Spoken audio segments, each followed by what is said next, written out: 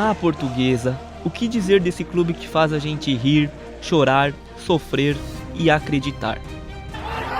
Portuguesa, ela, eu diria que é minha dose de adrenalina aí desde que eu comecei a torcer. Sim, acreditar. Eu sei, vivemos momentos terríveis, é verdade. Passamos por um verdadeiro calvário. Não é ser pessimista, mas existe um sério risco da Portuguesa não voltar mais. É uma obrigação que a Portuguesa se impôs, ela não tem outro caminho. Ela é exatamente o clube que, se não virar SAF, acaba. Mas uma nova era está por vir, torcedores. 14 de novembro de 2024, a nossa amada Lusa se tornou uma SAF. Alguém contra?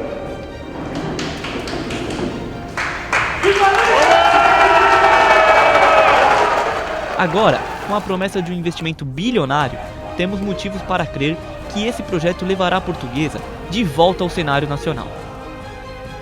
Renovaremos a nossa esperança para que esse futuro promissor comece a tomar forma. Eu fiz de tudo nesses 5 anos para não deixar fechar, porque ia fechar. E a gente está de pé. A minha esperança é que daqui a alguns anos a Portuguesa já esteja numa condição bem melhor. Não, a Portuguesa vai voltar.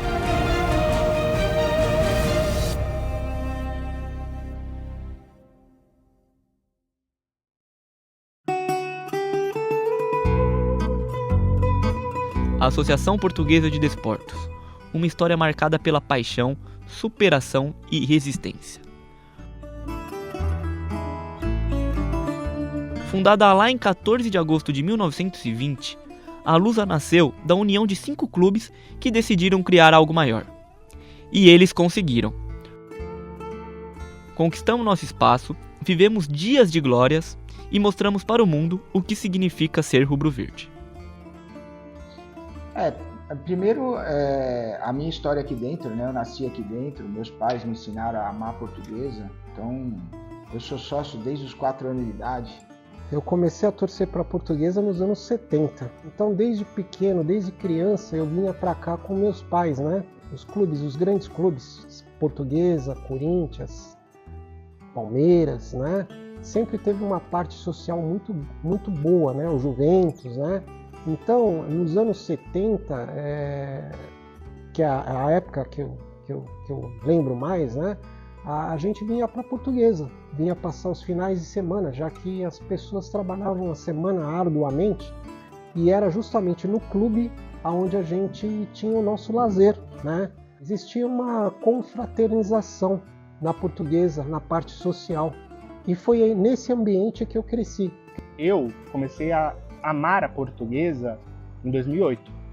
Eu vim aqui quando era criança, entrei com jogador, tudo, mas eu nunca gostei de futebol ou esporte. Não falo português, falo esporte. Só que assim, eu gostava do ambiente Portuguesa.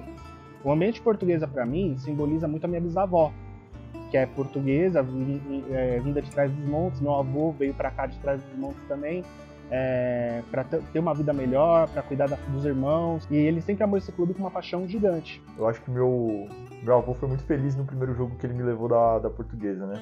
O primeiro jogo que eu fui da Portuguesa foi em 2007, a final do Paulista da Série A2, que foi contra o Rio Preto. E o jogo, pra coroar tudo isso, foi aquele 4-0, aquele jogo brilhante do time. E a partir dali foi que eu comecei a torcer mesmo com a Portuguesa, foi o primeiro momento. Desde muito nova, sempre tive contato familiar com o time, com a Portuguesa, com o clube no geral.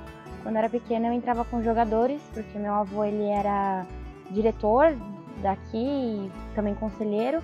E aí eu sempre entrava, então pra mim era sempre uma energia, uma coisa diferente. Eu era muito pequenininha, não tinha muita noção do que era torcer ainda, do que era futebol, mas eu sabia que eu gostava e já tinha uma paixão enorme pela Lusa.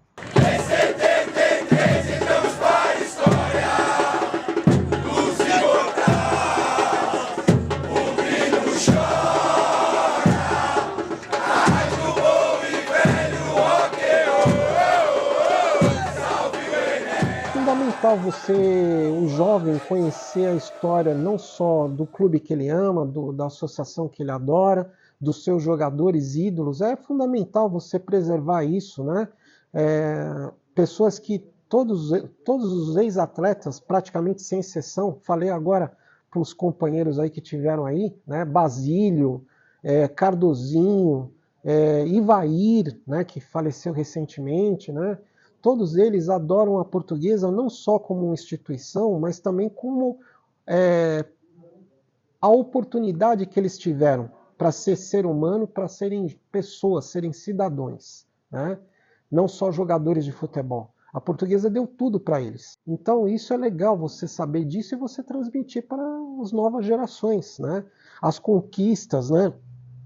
Você tem jogadores aqui, ó, nessa questão aqui de grandes jogadores da galeria, são bicampeões mundiais. Você tem Djalma Santos, você tem Júlio Botelho, você tem Servilho, você tem goleiro Félix, tricampeão mundial, você tem aqui o nosso massagista tricampeão mundial, que é o Mário Américo, 7 Copas do Mundo. Cara, a identificação que esses caras têm com o clube, o amor que esses caras têm, outros infelizmente já faleceram, é imensa. E você poder preservar isso, guardar isso e mostrar isso para gerações que vêm vindo é de fundamental importância até para a sobrevivência da nossa cultura, da nossa associação e do futebol. Até por ser um clube da comunidade portuguesa e ter essas raízes, um clube que sempre teve uma dificuldade muito grande para construir a sua casa, para ter o seu lugar. Eu acho que mais do que outros clubes sempre foi importante para a Portuguesa por essa questão de ser um clube de imigrantes que deixaram o seu lar e encontraram aqui uma forma, né, de estar na sua casa, que seria Portugal. Então, essa necessidade de nos anos 20 já ter um estádio na Cesário Ramalho, de nos anos 40 querer ter um estádio grande no Ipiranga e não conseguir, de nos anos 50 ter que ficar numa sede social apenas no Largo São Bento, e depois vir aqui ao Canindé. E aí é uma Portuguesa que teve que vender grandes craques para comprar o Canindé, como o Julinho Botelho, e construir. Depois vender grandes craques como o Ivair para construir o Canindé de cimento. Depois vender outros craques como o Enéas para poder concluir a ampliação e os refletores do estádio. Sempre foi uma dificuldade da Portuguesa para ela ter a estrutura, o patrimônio e tudo que ela teve. Meu título, a minha carteirinha de sócio está desde 71, quando meu pai comprou o título familiar, para vocês terem uma ideia, quando o Dr. Oswaldo Teixeira Duarte, numa daqueles lançamentos que ele fazia para patrocinar o clube, né? Ele lançou uma questão aí de novos sócios, né? E o meu pai engajou nisso daí. O Dr. Oswaldo sempre fazia essas campanhas, né? E uma das campanhas era quem levasse mercadorias, né, promocionais da Portuguesa para o comércio para ser vendido, conseguia arrecadar dinheiro, né, com essa campanha, né? Então ele vendia para os comerciantes e os comerciantes vendiam no comércio. O meu pai foi um cara que no restaurante dele tinha boné, chaveiro da Portuguesa para vender, camisa, bola, tudo que era feito de promocional da Portuguesa, o meu pai vendia no comércio para reverter o dinheiro aqui para o clube construir o segundo e o terceiro anel.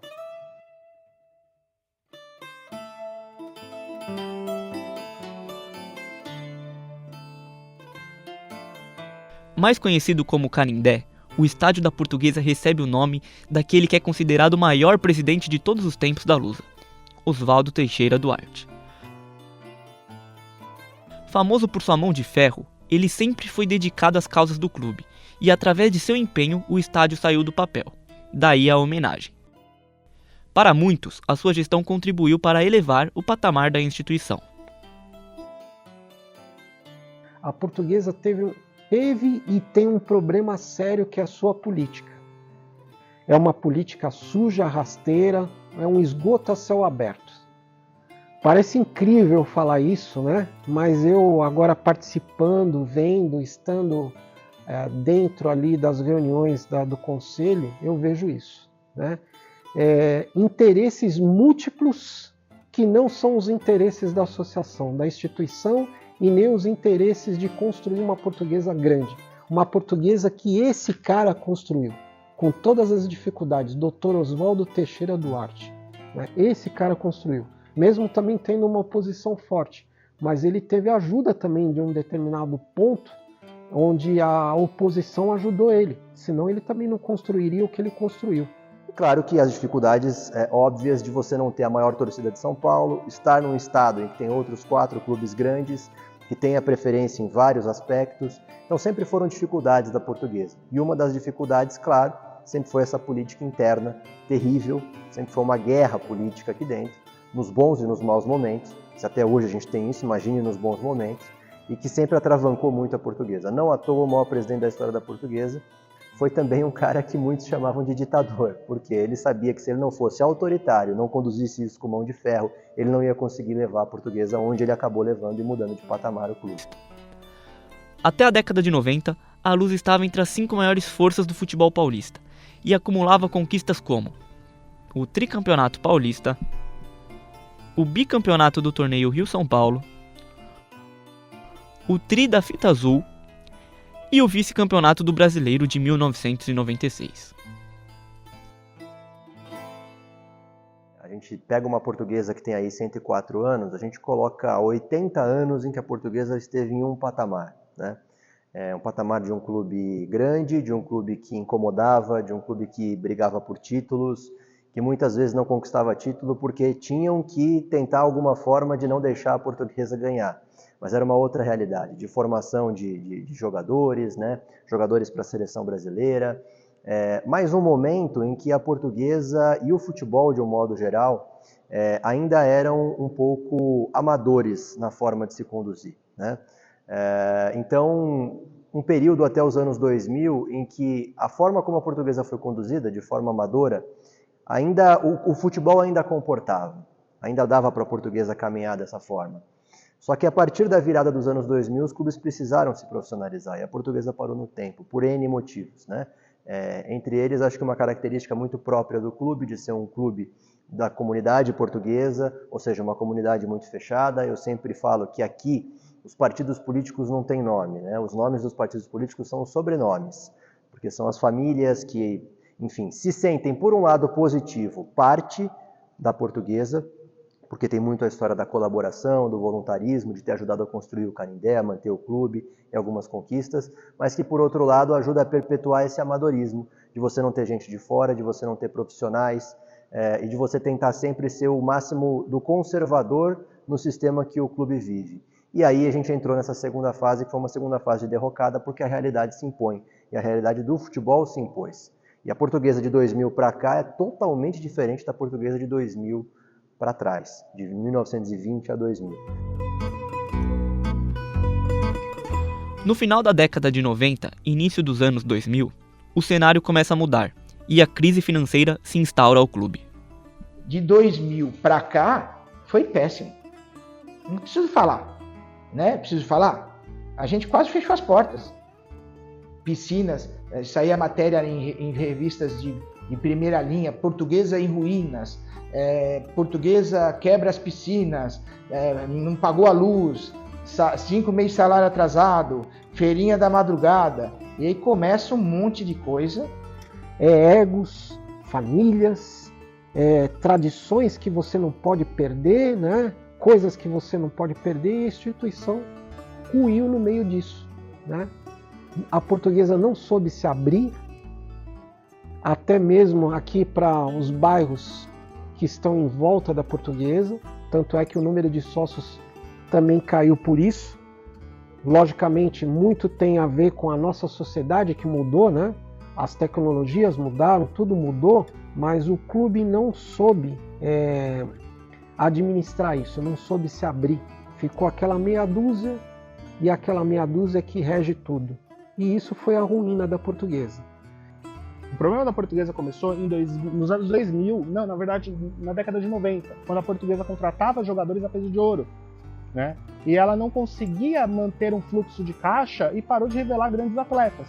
Ou quando revelava esses atletas e vendia, aí começava a vir polêmica. Pô, o que você vai fazer com o dinheiro? De onde veio o dinheiro? O que vai ter?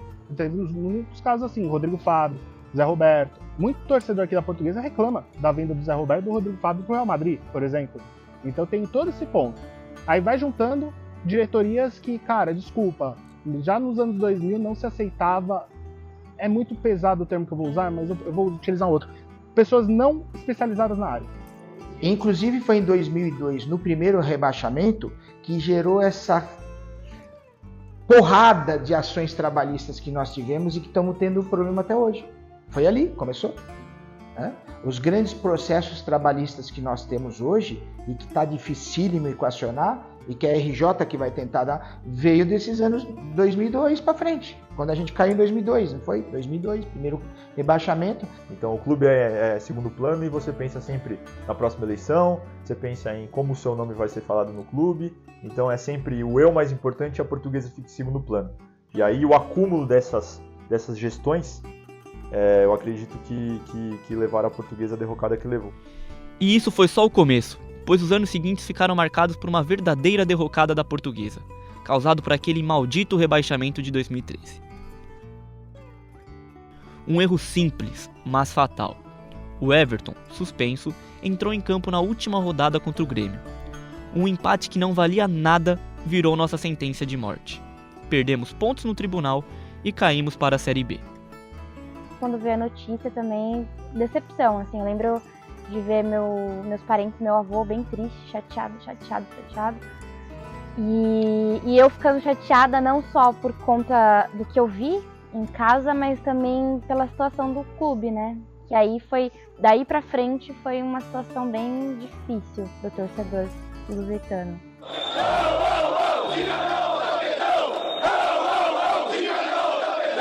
Tem duas possibilidades para o que aconteceu em 2013. Uma possibilidade é uma incompetência e um amadorismo extremos do clube que permitiram aquilo acontecer, de uma Portuguesa que comeu bola, e conhecendo a Portuguesa e relembrando o que era a Portuguesa naquele ano, não é difícil acreditar nisso. E o outro caminho é acreditar que realmente houve algum esquema, né, alguma mutreta, corrupção, como alguns dizem. Ninguém conseguiu provar isso até hoje. De todo modo, nos dois casos, a responsabilidade principal é da Portuguesa. Seja pela incompetência, seja pela corrupção. Nos dois casos, a Portuguesa tem um elemento aí muito forte. Se for esse caso de corrupção, é muito possível que existam agentes externos que tenham influenciado nisso. Agora, muita gente fala que tudo começou ali. Eu não concordo que tudo começou ali. Ali a coisa já estava muito delicada. Ali a Portuguesa se mantinha na Série A pelo segundo ano seguido, e a conversa ali era, ela precisa se manter para ter aquela cota de televisão grande, de pouco mais de 20 milhões no ano seguinte, para manter os acordos que naquela época ela tinha já de pagamento de dívida, para ela conseguir respirar, para mais um ano ela tentar ficar na Série A. Quando vem aquilo, com a gestão que já era amadora, com os problemas que o clube já tinha, aquilo foi um golpe que você está à beira do precipício, vem alguém e simplesmente te dá um chute nas costas, e aí você não tem o que fazer a não ser cair precipício abaixo. E durante a queda nesse precipício, você ainda teve diretorias que ajudaram, né, você a rolar aí nesse barranco, e foi o que aconteceu com a Portuguesa. Então eu acho que não é uma causa, mas foi um ponto de virada para acelerar um processo, que talvez a gente já fosse viver, mas acelerou de uma forma absurda e deixou uma marca, uma cicatriz para a torcida que até hoje não foi fechada, até hoje não se curou. Eu acho que a grande mácula na história da Portuguesa, a grande cicatriz aberta, a grande vergonha daqui é justamente não se ter esclarecido o que aconteceu no caso do Everton.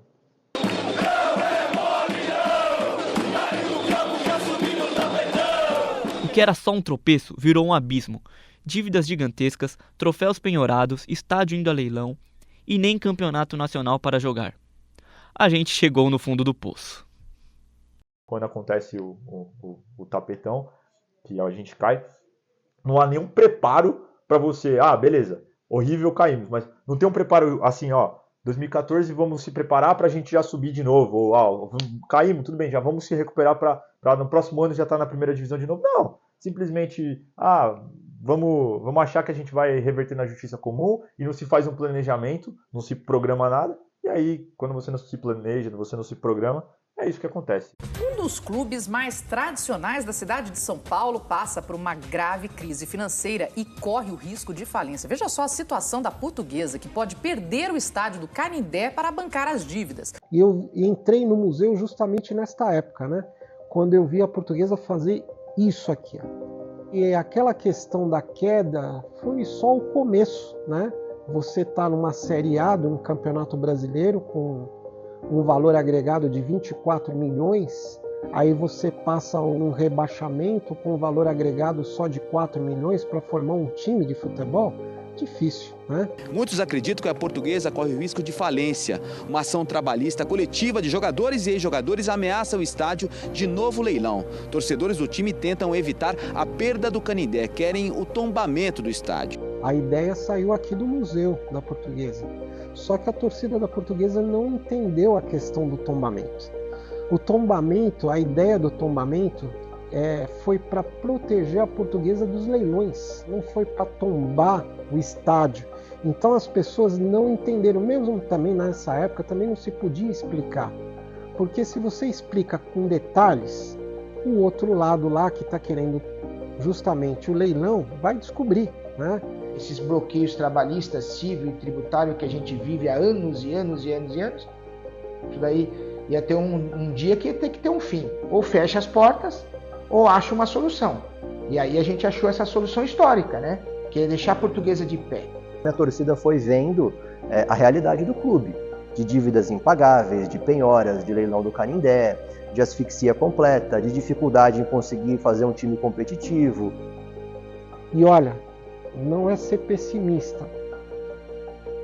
Não é ser pessimista. Mas existe um sério risco da Portuguesa não voltar mais.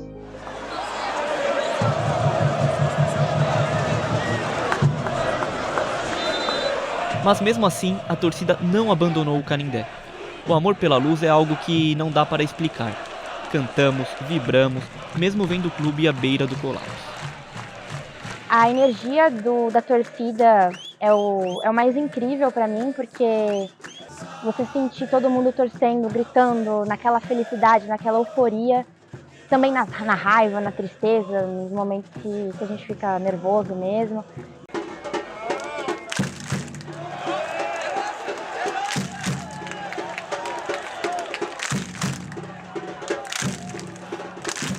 Eu amo, é uma energia surreal. Portuguesa eu diria que é uma montanha russa na minha vida, né? Ela é a coisa que me faz muito feliz, mas ao mesmo tempo ela consegue acabar com o meu dia, dependendo de como acontecer, né? Ela acaba com a semana, acaba com o dia, ela acaba com tudo. É uma pequena droga que você não consegue ficar sem. É assim, às vezes te dá raiva, você fica a semana com raiva, o dia com raiva, mas quando tem outro jogo da Portuguesa, você tá lá de novo, não importa a partida, não importa com quem vai jogar, não importa quem são os jogadores. Portuguesa, eu diria que é minha dose de adrenalina aí desde que eu comecei a torcer. Posso falar que ela te traz as maiores, melhores e às vezes as piores sensações do mundo.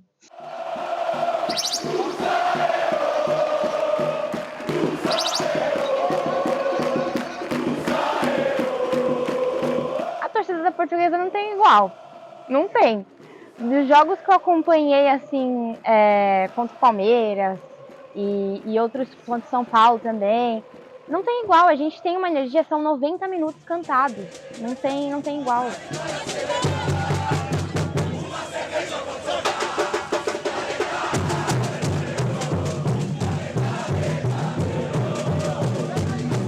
Portuguesa não é um simples time de futebol. Portuguesa é um sentimento. Muitos falam que a torcida da Portuguesa é velha, quando na verdade não, a torcida da Portuguesa é muito nova. Eu acho que tem um estigma muito grande a respeito do público que frequenta os jogos da Portuguesa, porque como é um time muito tradicional, geralmente tem essa imagem de que o público é muito mais velho, né? Um público de uma idade um pouco mais alta, mas não é. Tem um público muito jovem, principalmente eu posso falar com propriedade, eu acho que da torcida feminina. A gente vem marcando presença também, eu acho que é super importante dar espaço para as mulheres na torcida. Mulheres também podem torcer e devem estar presentes nesse ambiente.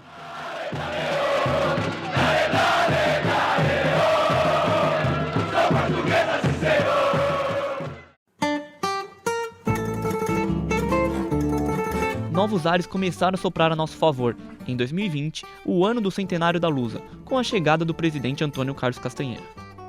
Primeiro já foi minha eleição, né? Que já mudou historicamente os presidentes que vinham saindo dos feudos que se formavam aqui. Eu vim da arquibancada. Eu não sou da organizada e não sou de feudo familiar, não tenho vínculo político com ninguém. Eu fui trabalhando e a coisa aconteceu. Então já houve uma movimentação, e aí pode ser histórica, no perfil do presidente, né? Que é um presidente que não tem vínculo com política e muito menos com organizada, né? Eu era um torcedor comum.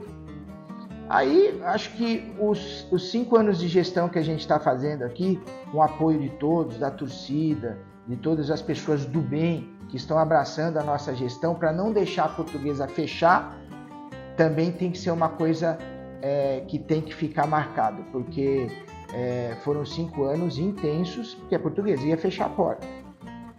E eu não fiz sozinho. Se eu for aqui falar o tanto de pessoas que me ajudou, além da torcida, eu vou esquecer vários nomes, né? Muita ajuda, principalmente de fora. A gente conseguiu, inclusive, apoio de governo, de prefeitura, né? O nosso governador Tarcísio, o nosso prefeito Ricardo Nunes, que estão nos apoiando até agora para o projeto vingar, né? Isso daí é histórico. Eu não lembro de uma situação de uma diretoria da Portuguesa construir uma relação como a gente construiu com a presidência da República, governo do estado e prefeitura. Foi isso que a gente fez. Isso também é uma coisa que tem que ser marcado. Embora não tenha alcançado a unanimidade em sua gestão, a torcida reconhece o bom trabalho frente ao clube. Ao meu ver, o Castanheira tem acertado muito na parte administrativa da Portuguesa. Fez acordos jurídicos, reorganizou a dívida do clube, organizou o clube social, trouxe receitas para o clube, trouxe patrocínios, desbloqueou as contas, fez com que o Canindé não fosse mais a leilão, recuperou as taças que a Portuguesa tinha perdido de penhor. E tudo isso, claro, passa muito por ele. Então eu entendo que ter esse olhar cauteloso que ele está tendo agora está sendo essencial para a gente conseguir caminhar e alcançar o que a gente está alcançando hoje. De fora, vendo o que estava acontecendo, eu olhei para dentro e falei assim, pô, eu vou tentar, porque se eu não tentar, eu vou morrer de remorso, né? Então foi o primeiro amor que a gente tem, né, ao clube que a gente nasceu. Esse é o primeiro ponto. O segundo, porque eu entendia que tinha uma solução à época, quando eu era vice-presidente de marketing, quando eu montei o núcleo de negócios aqui, que é o que gera receita hoje, né, através dos comércios de São Paulo, padarias, hotéis, motéis, bares, restaurantes, a gente acaba resolvendo o assunto patrocínio. Eu enxergava que eu podia arrumar uma receita, enxergava que eu podia ter um projeto imobiliário aqui que pudesse modernizar a Portuguesa em termos imobiliários e também, com isso, equacionar o passivo da Portuguesa. Então, quando eu fui vice-presidente de marketing, eu toquei esses 2 assuntos. O núcleo de negócio, que gerou receita, que até hoje é o que sustenta a gente, e o projeto da Arena. Inclusive, os investidores atuais foram os investidores que estavam trabalhando comigo ainda como vice de marketing, né? A possibilidade de vir uma arena. E isso que me motivou também, porque quando o Davantel, que é o que vai fazer a arena hoje, né? O executivo que vai fazer a arena, indicou a possibilidade de fazer o projeto na Portuguesa, ele mesmo falou, você tem que assumir, né? Você tem que estar à frente, junto com os grupos de investidores da época. E aí eu resolvi mudar minha vida para assumir a Portuguesa. Olha, eu acho que dá para a gente falar aí em algo em torno de uns 6 anos, que começou-se a falar em clube empresa. Depois que houve a regularização, né, inclusive com legislação para a SAF, aí começou-se a falar de SAF. O atual presidente da Portuguesa, Antônio Carlos Castanheira, está há 5 anos no cargo. E desde sempre ele falou da vontade dele em transformar a Portuguesa em SAF. Então, isso começou ali atrás, criou-se comissão para fazer estudo, falou-se em vários investidores, tivemos um projeto antes desse apresentado pela diretoria, que acabou não vingando porque ninguém achou muito interessante, a própria diretoria depois nem quis levar isso mais adiante, veio esse segundo projeto. Então, basicamente, essa foi a trajetória desses últimos anos, mas muito nesse sentido, de que ou se tem uma mudança ou você não vai conseguir. Vou dar um exemplo. A diretoria atual conseguiu, anos atrás, fazer um acordo na justiça para poder parcelar os débitos, liberar o clube de penhora e tudo mais. Só que a gente sabia que aquilo tinha um prazo de duração, porque a Portuguesa, dentro do prazo, ela não ia conseguir quitar todas as dívidas, em determinado momento ia se exigir dela um pagamento mais alto do que ela poderia pagar, e isso ruiu. A partir do momento em que isso ruiu, qualquer centavo aqui no clube, se você derrubar uma moedinha aqui, já vai ter credor correndo aqui para pegar. Então, como é que você consegue fazer o clube viver dessa forma? Então, um projeto como esse, que fala inclusive nessa estruturação de dívidas, recuperação judicial e tudo mais, acabou ganhando muita força. Voltamos à elite do Paulistão em 2023 e agora demos o passo mais importante da nossa história recente, a SAF. Eu vou convidar os meus amigos para começar a abrir os trabalhos, André Bering e Alex, para que a gente possa apresentar toda a estrutura, o projeto, e agradecer todo o empenho que vocês vêm tendo nessa luta diária, contrato para lá, contrato para cá. São parceiros mesmos que estão aqui dispostos a conduzir a Portuguesa para uma nova era, que é a era da profissionalização que todos nós queremos.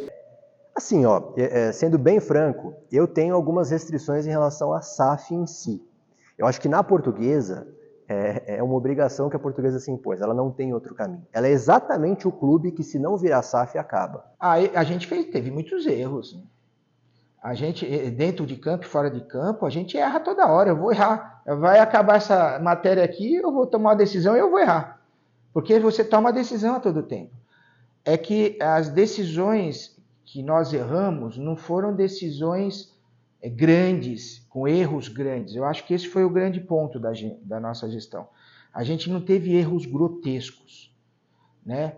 Acertos nós tivemos bastante acertos, né? E principalmente o acerto do início da gestão, que era realmente profissionalizar a Portuguesa. No início houve um receio. Agora, eu acho que teve um ponto de virada aí, que foi o momento em que os investidores vieram aqui ao Canindé e fizeram uma apresentação para a torcida. Depois de ter apresentado para os poderes do clube, apresentaram para a torcida. É um prazer e uma honra para a gente estar aqui conversando com vocês hoje em mais uma etapa desse processo de discussão de implementação de uma SAF para a Portuguesa. Quando a torcida viu as pessoas, viu os investidores dando as caras, viu o projeto ali colocado, a adesão ela foi muito grande, né? Dá para a gente falar que é quase uma unanimidade entre torcedores de arquibancada. Você tem alguns que têm um receio, ou outro, mas acabou, como aconteceu no Conselho, votando a favor, e alguns poucos que são contrários, mas que não representam, acredito aí, que nem 5% da torcida da Portuguesa. Depois que a torcida abraçou, eu não temi mais, não. Eu temi antes. Quando eu percebi no bastidor que teria dificuldades, eu não tive dúvida em chamar a torcida, né? Porque é o principal ativo, é para a torcida que a gente tem que responder. A Portuguesa é da torcida, a Portuguesa não é da diretoria executiva, não é do COF, não é do Conselho, não é da Assembleia. A Portuguesa é da torcida. Esses órgãos têm que responder os anseios da torcida. É como um governo. Um governo não tem que responder os anseios de um povo? Aqui é a mesma coisa. Nós que estamos na frente, no comando da Portuguesa, através dos órgãos competentes, nós temos que responder para a torcida, para mais ninguém. E foi o que eu fiz. E essa adesão, volto a dizer, ela é muito grande por quê? Porque se viu uma certa seriedade nesse projeto e nas pessoas que apresentaram o projeto, mas muito também por essa esperança de uma mudança, de uma tentativa de mudança. Porque eu volto a dizer, ninguém tem certeza de que a coisa vai dar certo, mas todo mundo tem certeza do que aconteceria se não se tentasse isso. Quem fez acontecer foi a torcida da Portuguesa. Talvez a gente não teria êxito, por incrível que pareça. Se fosse no trâmite normal, talvez a gente não teria conseguido êxito. A torcida é responsável por esse momento histórico da Portuguesa. A torcida abraçou, a torcida que já está tão calejada e sofrida desses últimos anos, principalmente essa era dos anos 2000, né, que nada aconteceu no futebol da Portuguesa, a torcida é totalmente responsável por essa virada de chave. Nesse caso, esse projeto, a gente tem aí 3 empresas, uma delas liderando de fato o projeto, que é a Tauá Partners. É uma empresa de reestruturação financeira, reestruturação de empresas, também especializada em recuperação judicial e que tem um braço de futebol. E dentro desse braço de futebol quer aderir a um projeto de SAF, que é o projeto da Portuguesa. A Tauá, ela ficaria responsável pela parte dessa reestruturação das dívidas do clube, essa tentativa de recuperação judicial do clube e ficar à frente do projeto de SAF, de tocar efetivamente o futebol da Portuguesa. A Revi é uma empresa que é ligada ao ramo de incorporação, de administração de espaços culturais, de entretenimento e tudo mais, que ficaria com a parte imobiliária, de construção de arena, de reforma do Clube Social da Portuguesa, de toda a exploração dessa parte do terreno do clube, que seria concedido por um período para essa empresa, aos moldes do que o Palmeiras fez com o Allianz Parque. E a XP Investimentos, ela auxilia na captação e no aporte de investimento. Principalmente o investimento do futebol, investimento que a Tauá vai usar para poder gerir o futebol. Então essas são as 3 frentes desse projeto que foi apresentado, que passou aí pelos conselheiros. Futebol vai ter um orçamento de 5 anos, de 263 milhões. Futebol. Arena, até 500 milhões, ou seja, se fizer com 430, é um belíssimo trabalho, né? Mas o investimento vai até 500 milhões. E para fazer uma arena dessa, vai gastar dinheiro, né? E a RJ que paga o passivo histórico da Portuguesa, que hoje, contabilmente falando, está beirando 500, 550 milhões aí, né? Que isso daí atualiza toda hora, a todo momento, então vamos pôr os 550 milhões contábeis. Então, a gente está falando de 3 operações, quitar esses 550 milhões do passivo, fazer uma arena de 500 milhões e 263 milhões para o futebol. Por isso que fala de 1.200. Só que pode ser menos, né? Se você vai lá na negociação da RJ e negocia por 100 milhões, êxito. Se você vai fazer a arena, começa a fazer boas negociações de contenção de custo e faz a mesma arena por 400, ótimo, mérito seu. Se você tem um orçamento de 263 milhões previsto nos 5 anos, mas no segundo ano você formou 2 Denner e vendeu e deu 1 bi, você não precisa nem de orçamento. Alguém contra?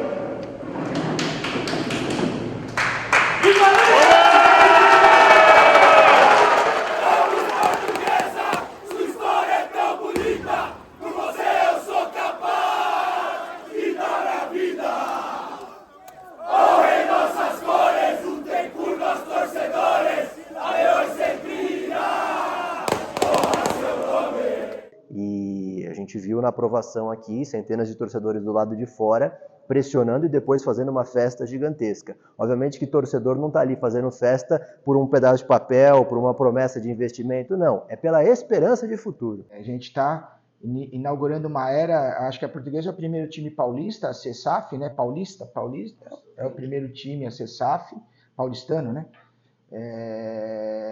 Time de camisa em São Paulo, sendo SAF, ou seja, se profissionalizando. Inclusive, foi assunto aí nas mídias, né, nesses últimos dias, mostrando a força que a Portuguesa tem, e é missão cumprida, né? Missão cumprida, colocar a Portuguesa na mão de profissionais. O clube também, social, tem que enveredar para esse caminho. Nós fizemos uma parte, futebol. Futebol com a SAF vai andar de forma profissional, com regras de governança, compliance, etc. e tal. O clube também tem que seguir esse meu próximo caminho, né? Que é o que eu imagino começar a fazer aí no próximo ano, que seria o último meu. Deixar também o clube social profissional, como os grandes clubes sociais que temos em São Paulo, que são departamentos profissionalizados e não diretores amadores dirigindo os departamentos. Essa seria uma missão cumprida por completo, né?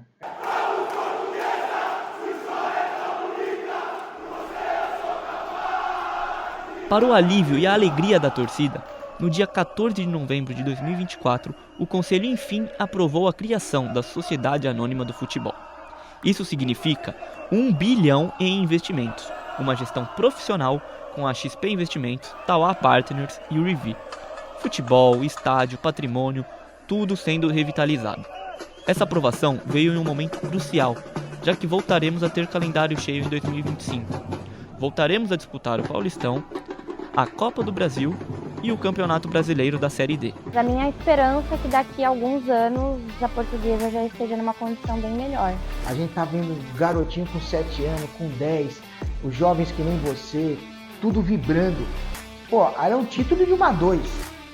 Você imagina a Portuguesa voltar a disputar um título de um Paulistão, de um Campeonato Brasileiro, como já foi? Não, a Portuguesa vai voltar. A Portuguesa hoje vive um novo capítulo. A gente passou por momentos terríveis, mas estamos de volta. E agora podemos sonhar com voos mais altos. Porque uma coisa é certa, a Lusa nunca vai acabar. A Lusa não vai acabar nunca. Vamos à luta, Portuguesa! Vamos à luta, ó campeões, há de brilhar a cruz dos teus braços, a tua bandeira.